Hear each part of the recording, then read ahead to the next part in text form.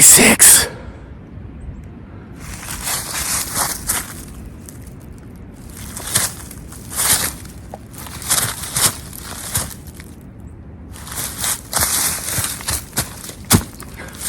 Today, I tell you the story behind my Filipino grandfather's great-great-grandfather's bayonet/sword, Detecto de Brujas. Let's do this thing.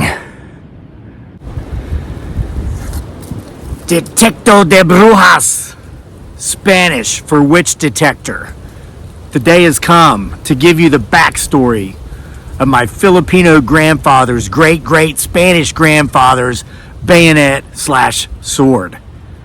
And as you can tell by the howling wind, the spirits of the elements surrounding us, this is a story that certain forces might not want told, but I'm going to tell them anyway. Welcome back.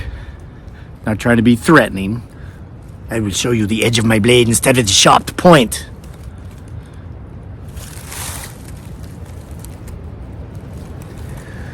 Okay, so for the last 4.5 months that I've been in the Philippines, it's been 95 degrees on average during the day, and the coolest it's gotten to at night is like 76. So thank God I found this in an old box full of gloves and boots when I got home. You remember this? Let me ask you if you remember this, because I just woke up from my daily nap. The mug I was drinking coffee from when I told the annoying neighbor with the crayon joke. Trigger warning, I'm about to drink some coffee.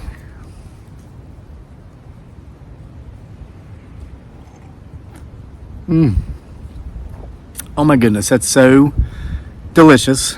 Seattle's best blend. Gift from a neighbor. We got back, was waiting on the porch. I've been drinking Nescafe instant for 4.5 months. Ugh. All right, so time to tell you the story. Get my six, watch back there. Already on my way up the hill, I was hearing crunching in the leaves, sounded like footsteps, but I couldn't see anything. I started walking towards the center of the sound, the epicenter of the sound, and then it sounded like something took off running. So you never know what you may or may not see in the backdrop of these videos. So here's the story behind the sword. And this is going to kind of be two stories in one, because I'm going to tell you about something very, very, very creepy that happened. We got movement over here. You watch for movement in the backdrop there. I can hear it. Now the wind, it'll try to hide in the wind. It will try to have the wind to conceal its sound. So the key is to keep watching and listening after the wind stops and see if you can still hear and see. I can sense the presence. Oh my God, this thing works. Detector de Brujas. Witch detector. That's Spanish for witch detector. Oh my God, this is like Excalibur in a stone. Yet I'm not King Arthur. I can't make it stop. That is where Detecto de Brujas wants us to focus our attention.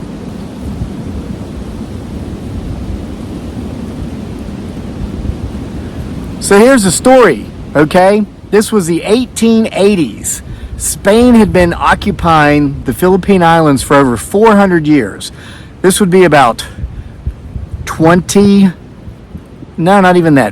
years before the Americans ran the Spanish out in the Spanish-American War.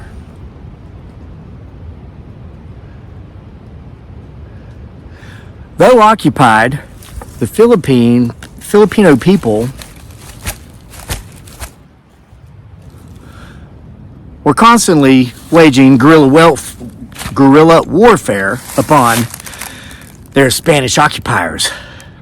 However, not all of the guerrilla warfare was combative, at least as far as physical terms go, at least as far as you might think violence per modern warfare or warfare at the time. There's a lot of mysticism in the Philippines. A lot of the Filipino people are very superstitious. Here we have what we call the paranormal or the supernatural. In the Philippines, they call it aswang. Aswang. And if you read my book, Owl of Capri, by me, this guy, Kevin Lake, available on Amazon in print or Kindle, a lot of their beliefs and mythical ideas are explained in that book, The Owl of Capri, Kapre. So I mentioned when I introduced the sword that belonged to my Filipino grandfather's great Spanish grandfather. Daniel, my son, is the 10th generation to possess this sword. He was part of a special forces unit, but it was not like Army Green Berets, Navy SEALs, Marine Recon. It was a very special forces unit. They sought out witches. That's why this sword is named Detecto de Brujas. That means witch detector in Spanish, okay? Because what the Spaniards in this particular province, and this was in Mindanao, down in the south, a part that is currently still kind of overrun with radical Islamic jihadist terrorist networks and a communist network known as the NPA, National Filipino Army. It's always been a wild west region, been a lawless region. Go there at your own risk. It's the capital of kidnappings of foreign tourists in the Philippines. And you can trace the history back centuries in this area. That's where this sword comes from. You see, my Filipino grandfather's great Spanish grandfather's father was the head of a unit that was sent out to seek out witches, those who practice witchcraft, because they couldn't quite explain how so many mysterious deaths were taking place within the Spanish regimes. They thought at first maybe they were being poisoned because there were some poison type effects being exhibited by many of the Spanish soldiers before they died. And so the common sense or the logical way of thinking was somehow we're being poisoned. But everything was watched closely. The food, the water, the bases, who came in, who came out. So it was determined that there must be something more than what meets, man's logical way of thinking or the naked eye's way of viewing than poison. And the Spanish by this time knew about the Filipinos' mysticism, their superstitions. They knew that there were those who practiced witchcraft. So my Filipino grandfather's great Spanish grandfather was put in charge of a unit to seek out witches. And when found, they were ordered to kill them. So my Filipino grandfather's great Spanish grandfather, as I mentioned when I introduced the sword in the video recently, was the first pure Spanish man in our family's bloodline to marry a Filipino woman. And that's what brought what they call the mestizo bloodline down through our family, my wife's family, now my son. And here's how it happened. You know how he found her?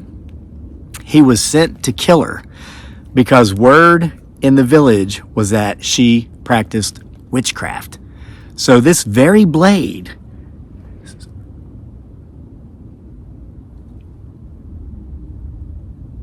you can't tell me you didn't hear.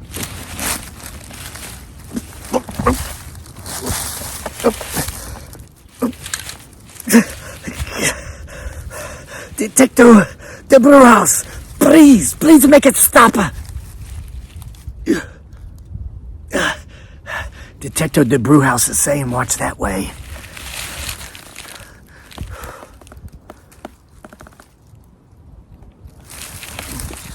We heard a loud thump in the woods, and now there's a synergy or an energy coming from this way, according to the sword. Detecto de Brujas, the witch detector. All right, so my Filipino grandfather's great Spanish grandfather went to the village where the woman said to practice witchcraft resided. And when he saw her, and when he had all intentions of taking her life with this very blade, he couldn't do it because she was the most beautiful woman he had ever seen. And I would imagine that through the family lineage, she probably looked just like my beautiful bride dearly, aka Giggly Girl. Why? Because she's the most beautiful woman I've ever seen. So it only makes sense. So he says, as he's standing there, "I'm sorry, miss, but I've been sent to kill you." And he cries as he speaks these words.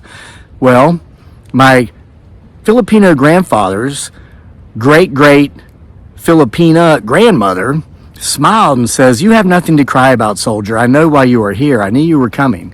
She says, "Give me 10 minutes to talk to you, and I think you'll find you don't need to kill me. Rather, I can help you more if I'm alive than I could if I am dead." So they embark in a discussion, and she explains to him, "Yes, I admit it. I am a Wiccan. I do practice witchcraft, but not the bad kind, not the harmful kind." She says, "I practice the good kind, and mostly I help people heal from illness, injury, sickness." She was a witch doctor. She was a practicing witch doctor.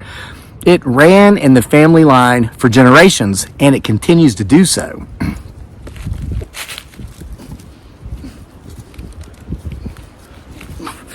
Just to the left of them, right there. Come on, Detective, the brew house, please stop it with your powerful vibrations. It's saying, watch there. Gosh, this thing's more effective than those blue rectangles and red circles I used to use. Hear a growl. So anyway, as it turns out, he didn't kill her. They fell in love, and they ran away together. He defected from the Spanish army, and he took with him Detecto de Brujas, and they sought out together to find the evil Aswang. Not that he cared about protecting the Spanish occupiers, but because he cared about protecting his new love's family. So they disappeared into the deep, dark jungles of Mindanao, which is easy to do. It would be so easy to do. Maybe you've heard the story of a Japanese soldier who, during World War II, hid out in the jungles, and he didn't come out until like the 1980s or the 70s maybe. He didn't know the war was over. They had to have his commanding officer go out there with a bullhorn and tell him, "Hey, the war ended 30 years ago. Maybe it was 20 years. I don't know." It's easy to disappear down there, and it's easy to get disappeared down there. So anyway, what was going on, as my Filipino grandfather explained to me, as was explained to him by his great Spanish grandfather, was that they were using curses that kind of worked like poisons. He mentioned that they would like create like a pasty potion type thing, and they would curse it, and then they would put it underneath their fingernails, and then they would simply go. They might sit across the table from Spanish soldiers. Maybe they were in an eatery, and they would tap on the table like this, and the cursed, poisonous-like curse would crawl out from underneath their fingernails and invisibly walk across the table, or tables, down across the floor to the next table, and crawl into the glasses of the drinks of these Spanish soldiers. And then when they drank that, basically they were drinking the curse. And shortly thereafter, they would die, and it looked as if they had been poisoned. Yet not a single poison, supposedly, was used in the making of these concoctions. But as we know now, with what we know now, there probably was some poison root or whatever. But how could they make it walk across the table and crawl into these men's glasses? It's crazy, but that's how it worked. So my Filipino grandfather's great Spanish grandfather and great Filipina grandmother became kind of like a witch hunting duo. They would seek out, because evil is evil, and evil didn't care to single out only the Spanish occupiers. They would possess, kill, curse anybody that looked at them the wrong way, sometimes just for enjoyment. So they used Detecto de Brujas to find them. By the way it happened is my Filipino grandfather's great Filipina grandmother put like a hex of sort on this bayonet / sword to where it would actually work as a witch detector. Now, this is where I'm confused, because I can't remember the story that well. But when it kind of gravitates towards the forces of Aswang, or as we would say, paranormal. So it's kind of like it could be used as a ghost detector.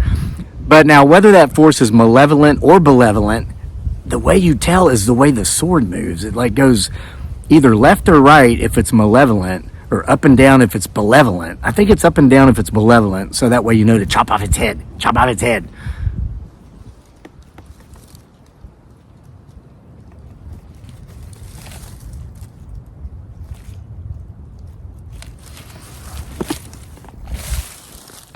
Okay, so I'm not feeling any.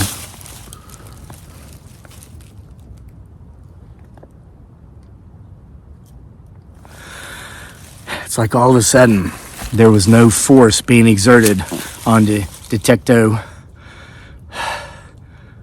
da Brewhouse. You know how hard it's getting for me to remember this thing's name? I had to say it like 20 times as I was coming up the hill.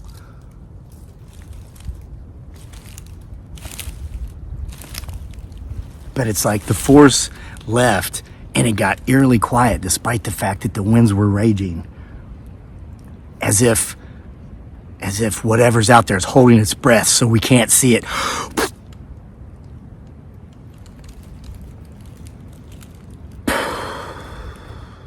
Just like me, it will have to breathe again. So let's loosely. I was trained on how to do this before I left the deep dark jungles of Mindanao. So they worked as a witch hunting team, leaving the good, getting rid of the bad. So, and that's how it's been now for 9 generations. There's more than the reasons I told you as to why my Filipino grandfather gave me this blade that originated from his great Spanish grandfather and his great Filipino grandmother. It's because he knows what I do. He watches me on YouTube. He's been doing it for years. And he knew that this is where it belonged because it could help me.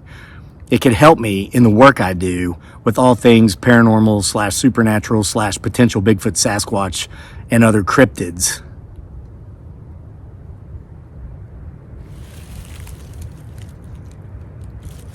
Now, here comes the super creepy part. This happened it was just after New Year's, okay? So we were in the Philippines for Christmas, New Year's, from late October until the first part of March. We were partying a lot, okay? We had pig roast. I put some videos here on the YouTube channel of our pig roast we had on Christmas, on New Year's. So, turns out, every succeeding generation after my Filipino grandfather's great Spanish grandfather and great Filipino grandmother were wed and started procreating, reproducing, everybody down the family line, all the men got involved with a Wiccan or a witch. Good ones, though, however, and were placed in charge of seeking out the not so good ones. Trigger warning, I'm going to drink some coffee.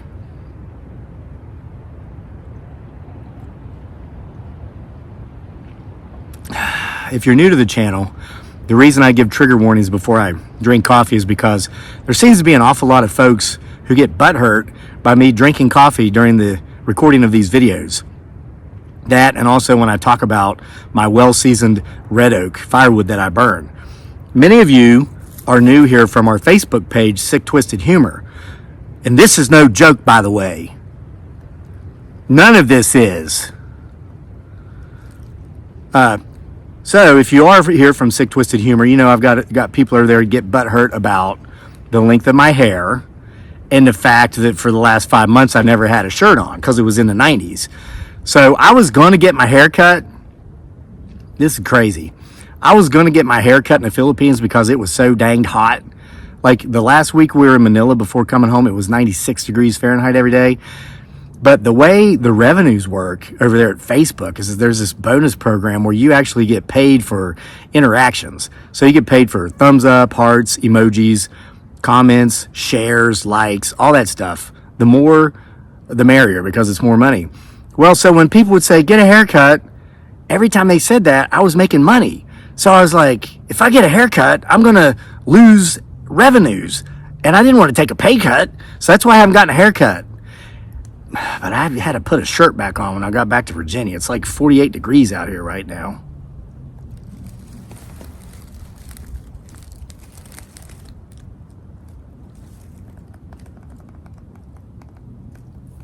It's holding its breath again.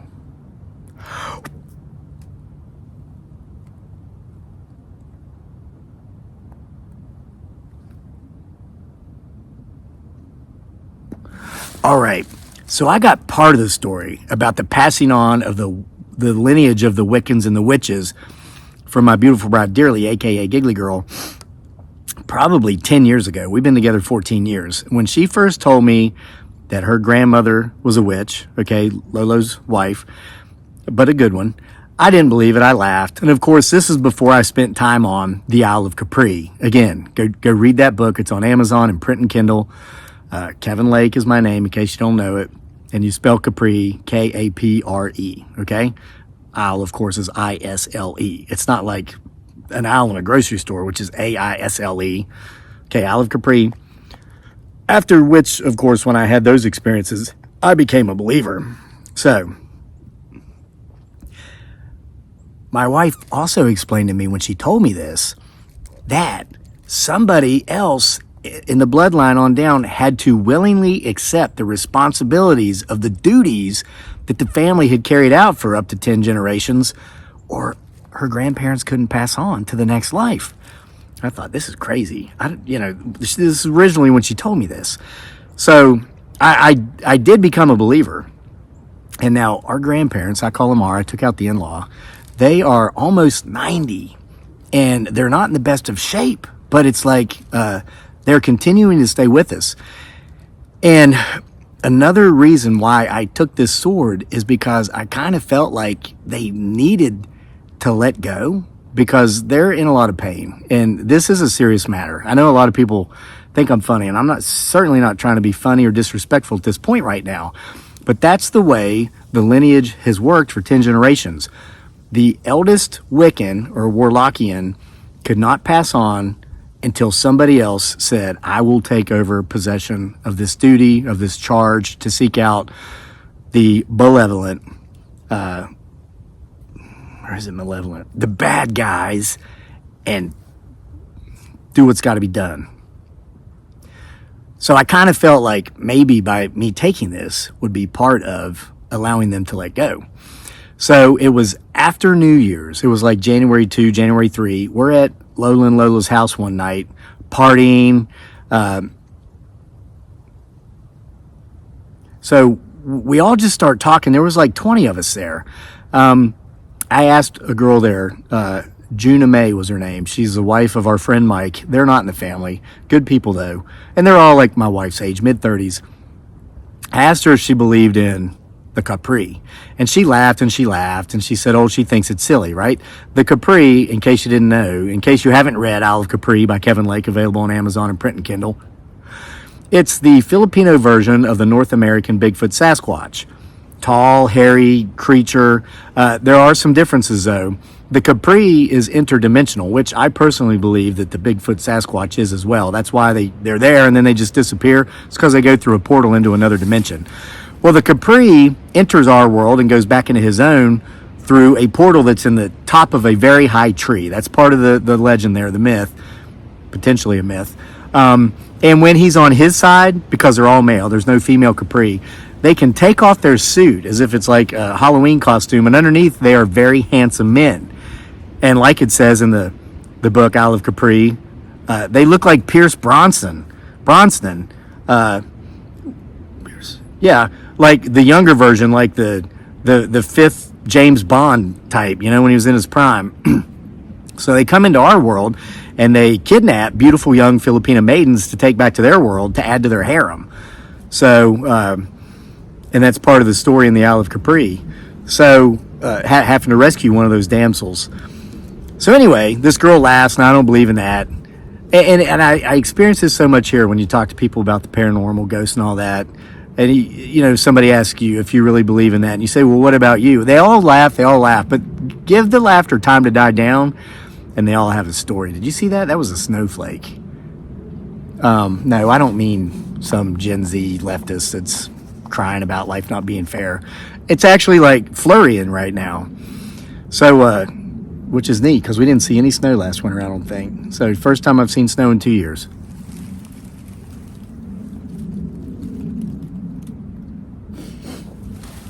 So anyway, she then tells a story about how she had an uncle who was sane and sound of mind, but who had a friend who was a Capri. he could see the Capri, he could communicate with the Capri, even when no one else could.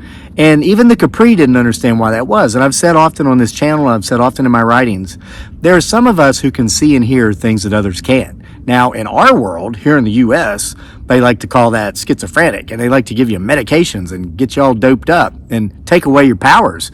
But in other parts of the world, they don't do that. They say, oh, okay, that's cool, bro. But people learn not to talk about it so much because they don't want the stigma of being called crazy. Well, her uncle, who was sound of mind, wasn't insane, got so friendly with this Capri, he built a tree house in the big tree where the Capri would come in and out of his portal so that he could live with the Capri. And people would go by there sometimes and they'd see him up there in his tree house talking. It looked like he was talking to himself, but he was having a conversation with the Capri. So after she told that story, everybody had a story. So we're sitting there for the next 30 minutes, everybody's telling their supernatural, paranormal, or Aswang stories. Well, I'm talking to one of Dearly's cousins, my cousin, right? And Lola and Lolo are in the house. They're 30 yards away from us. We were playing music somewhat loud in the background, and they've lost most of their hearing with age. So I lean over to my cousin, and I say, hey, you want to hear a really creepy story? And it's so creepy because it's true, because he had just told me a really creepy story about a couple of cobras that were living in his store that he owned. He says, yeah, bro, what is it? So I whispered in his ear because I didn't want anybody to hear this, because some of the family knows and some doesn't. But I said, Lola's a witch. And the second I said that, they have probably 24 chickens in a chicken house, just a netted chicken house. And there was where they sleep, the roost, it had 4 or 5 rungs on it. And the big rooster sleeps on the top roost.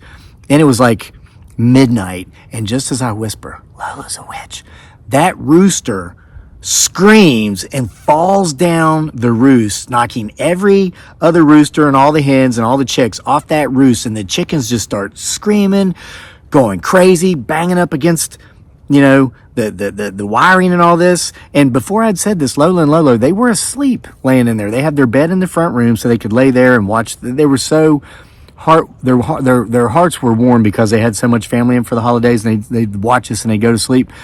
So when that happened, everybody jumps up, everybody's screaming. I look over and Lola's gazing at me with these eyes why did you tell him that? And there's no way she could have heard it. But at the very moment I whispered, Lola's a witch, it just utter chaos ensued. That rooster came down off that top.